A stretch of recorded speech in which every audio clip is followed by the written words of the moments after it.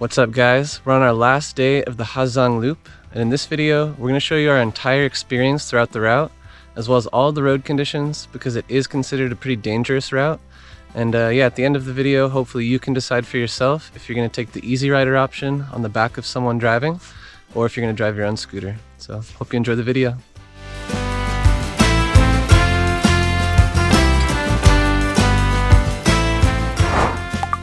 The Ha Giang Loop is a scenic motorbike route located in the Ha Giang province in northern Vietnam.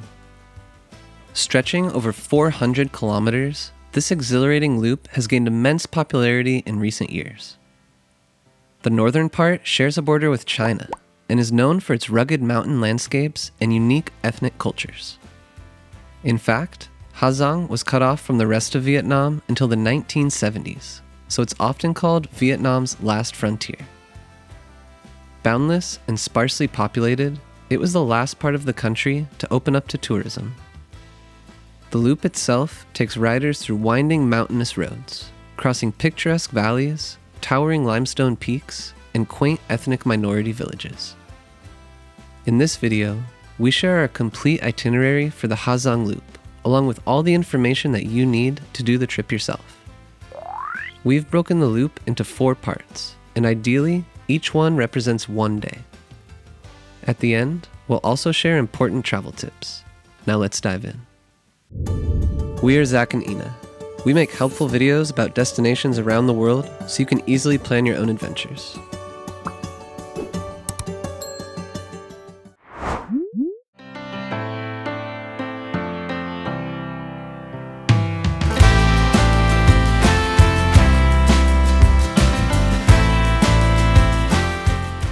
The loop starts and ends in Ha Giang City, where you can find a number of guest houses that offer motorbike rentals and group tours.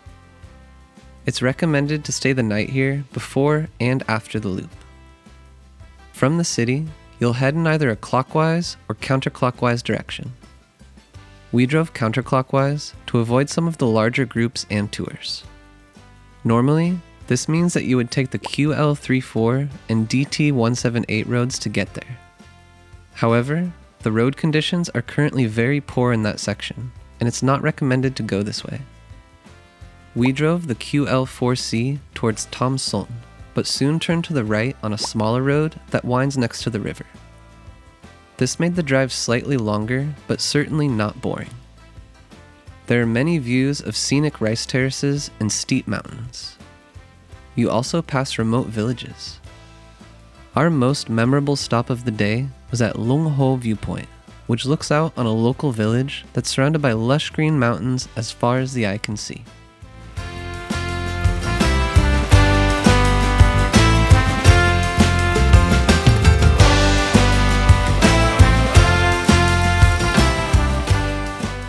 Zu Za was our last stop of the day. It's a quiet village with a handful of guest houses and homestays. There's also a small waterfall right outside of town, which is a popular attraction among riders. And although it was too cold to swim, we simply enjoyed the relaxed and cheerful vibes here. It was a good ending to an adventure-filled day.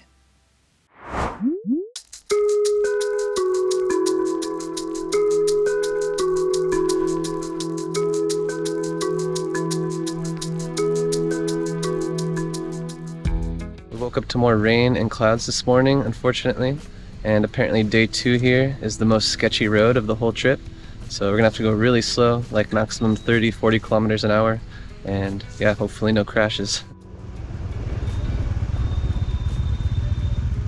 We set off early in the morning while the local Saturday market in Zu Za was in full swing. First, we made our way to Mo Ze, where we stopped for a coffee and some local specialty meat. Then, we encountered our first challenging roads of the day.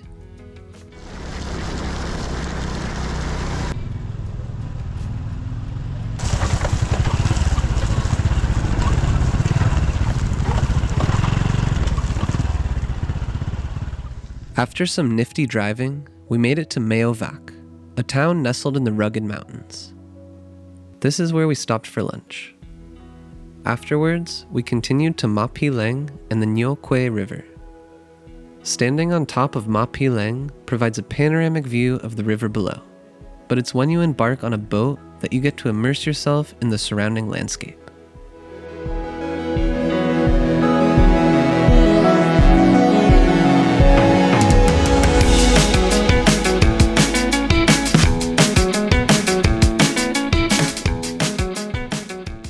Make sure to save enough time for the boat tour, as it's a bit of a detour from the main road. It's also one of the most popular activities in the area. If it's a clear day, you can later head towards Ma Pileng Skywalk. This viewpoint is supposed to be out of this world, but unfortunately, the weather wasn't cooperating with us on that day. Our last part of the drive to Dong Van was in unforgiving mist and darkness, making for a sketchy finish to our second day.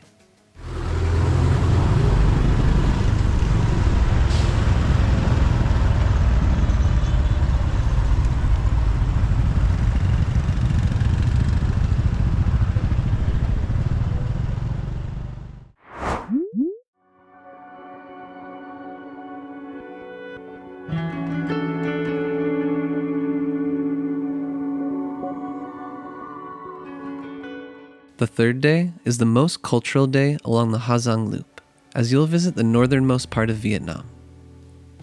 We started our day with a visit to the iconic Dong Van Sunday Market, where different ethnic groups from the surrounding hills come to trade. It's an entirely local affair full of color, with a diversity of fresh produce and goods for sale. Our guide Han told us more about the tribes that inhabit this area. So my name is Han. I come from Ha Giang province. I'm a local tour guide here. So inside the UNESCO park here, we have 17 different ethnic minorities. In this market here, we'll see the Hmong people, flower Hmong. When you want to recognize are they the Hmong or Dao or Thai people, don't look at the men, just look at the woman, because the woman they wearing the traditional thing. After our visit to the market and a short stroll around Ancient Street, it was time to move on. Typically, you ride to the border with China, where the Lung Ku flag tower is located. This flagpole represents the country's sovereignty and offers a panoramic view of the surrounding countryside. However, due to poor weather conditions, we decided to skip this out and back journey. Instead, we made our way to the Hmong King Palace. This palace was built at the end of the 1800s and was the seat of the Hmong kings for over half a century. It's a great place to learn more about the Hmong people.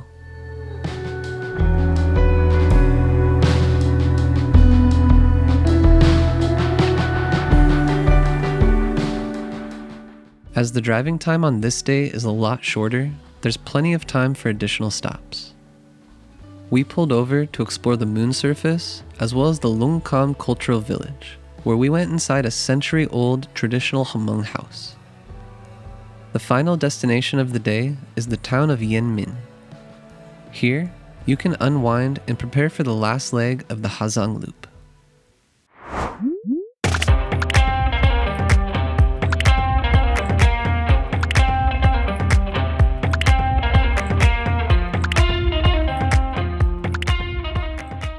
On the last day, you cover the most distance to get back to Ha Giang City. If you're not in a hurry to get back, there are a few more interesting sites that you can visit. The first one is the Lung Tam Weaving Village, where local Hmong women diligently work with looms to create beautiful fabrics and linens. The women were happy to show us the entire weaving and design process. This woman here is 94 years old. And she's creating some really intricate designs, beautiful still.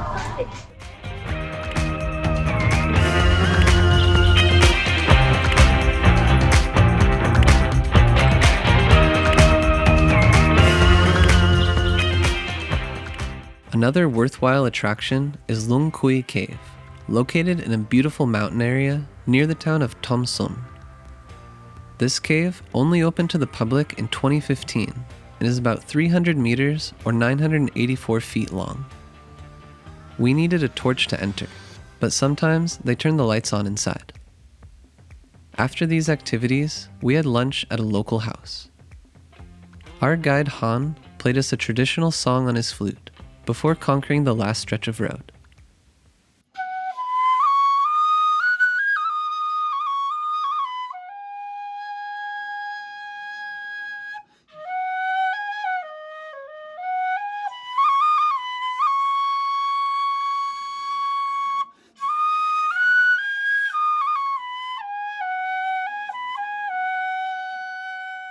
From Tam Son, it was another 50 kilometers or 31 miles back to Ha Giang City. There are a few more famous viewpoints along the way, such as Heaven's Gate and the Twin Mountains. But after that, the mountains start to become less jagged and the road more busy. Drive back to your guest house and take a well-deserved rest. Thanks for getting us here safe. Yeah, we made it, bro. Now, we'll go over some important travel tips for the loop. First, to make it through the mountainous Ha Giang Loop, it's crucial to rent a semi-automatic motorbike. These are different from the typical scooters found in Southeast Asia. These bikes come with gears, so prior experience is essential. Look for a trustworthy company in Ha Giang City, like YOLO Guest House, as they take good care of their motorbikes. If it's your first time handling a semi-automatic motorbike, or you prefer to soak in the breathtaking views, or you simply don't feel confident navigating the mountainous roads, consider hiring an easy rider. Motorbike rental companies in the area usually offer easy rider services, allowing you to join group or private tours. Personally, we chose a private tour with 2 easy riders, one of whom served as an English-speaking guide, giving us the freedom to choose stops and tailor our experience. We booked with YOLO House and contacted them a few weeks before the loop. They arranged everything for us, so we didn't need to worry. We left their contact details and our guide's number in the description below the video. As a side note, this experience was not sponsored, and we paid for the entire trip ourselves. Additionally, if you decide to drive a motorbike instead of taking an easy rider, then make sure you have an international driving license that allows you to ride this type of vehicle. Otherwise, your travel insurance won't cover accidents. Keep in mind that police do regular patrols along the loop, and hefty fines up to 1.5 million dong or $60 are possible. Even though there are numerous 3-day tours available, they can feel rushed, demanding extensive hours on the road due to large distances. Give yourself 4 to 5 days to allow for more stops and make the journey more relaxed. Before embarking on the Ha Giang Loop, take into account the season and weather forecast. Unfortunately, we made the mistake of driving the loop at the beginning of December, a time known for drizzle and fog. This meant that our mountain peak views were not fully visible for much of the time.